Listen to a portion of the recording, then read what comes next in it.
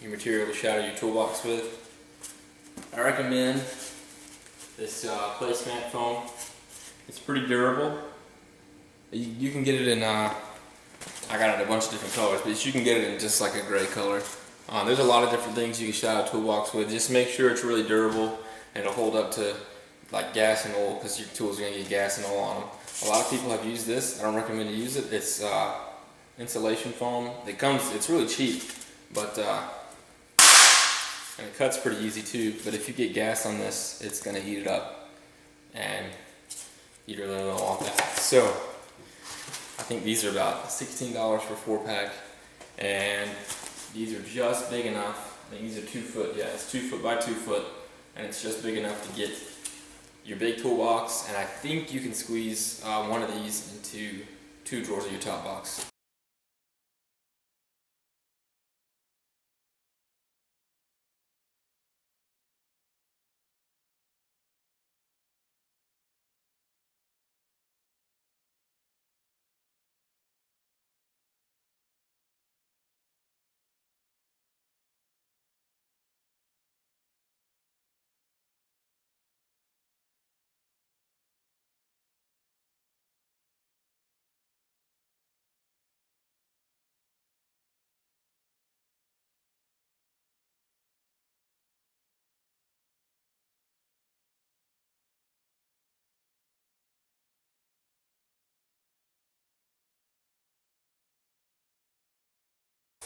Alright, we got our first foam piece cut out, and I really recommend taking the drawers out for this, because it's going to make your life a lot easier. So after you cut it, you want to put it in the drawer, make sure it fits.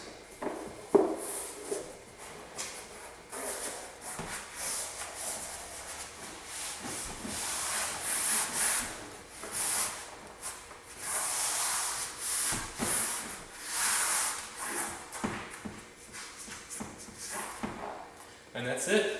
Fits pretty good. Fits nice and snug. A good way to make sure you got it fit right is it's not going to come out when you do this. That way when you put your tools in here, they're going to be even more secure. And it just looks pretty darn good. Next step is going to be figuring out the way you want your tools oriented in your drawer. So after you get your drawer cut out and everything fit in there snug, you just want to take all your tools and take a Sharpie and draw lines around everything first. And just use common sense. Put the tools you use the most in the front and the tools that you use the least in the back. And there's plenty of good videos on YouTube on what kind of tools you need to work on cars or whatever it is you're going to work on with the toolbox. Alright, next thing you do is you place your tools. You do it a couple times, just try to figure out what the best way to line them up is. You want to make sure you have plenty of clearance on all the edges of the foam, so that way, you know, it'll be a lot more sturdy.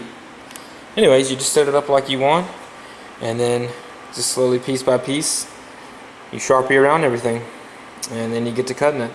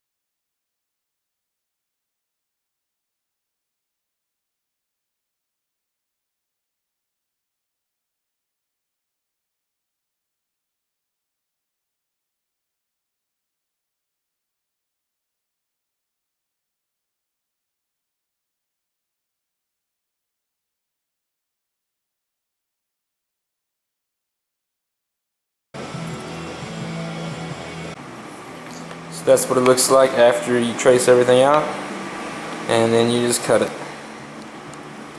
We're on a wooden table, not in the drawer.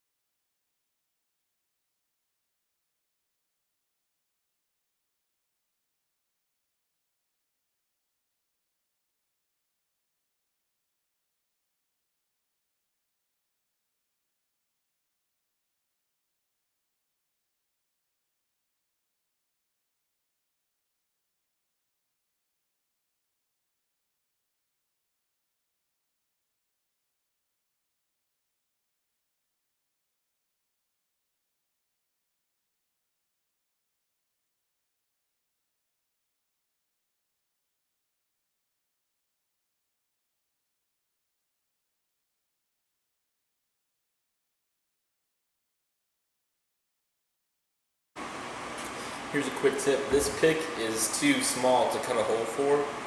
I mean, it'd just be like a waste of time. It's actually thinner than the foam itself. So what you do is you make an outline of the biggest part,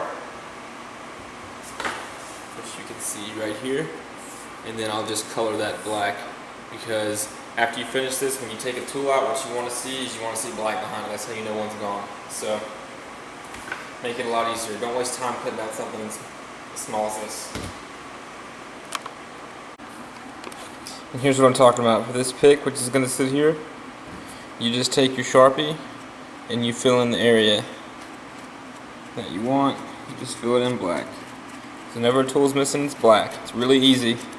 This makes it a lot easier to spot a missing tool. Okay, so here's everything done. And the great thing about this is as soon as you take a tool out, it's obviously missing. You can move everything around. Nothing's going anywhere. Anyways, hard to read stuff, cut a finger hole for it. Makes this a lot easier to get out.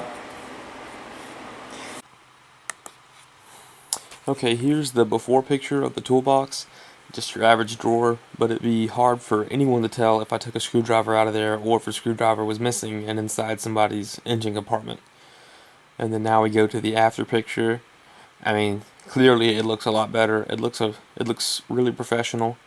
It makes you look like you care about what you're doing, which is what people want to see. Your toolbox says a lot about you. And really, your tools are a big investment, so you want to be able to keep up with them. Like I said, as soon as you take a tool out, it's obvious that it's missing.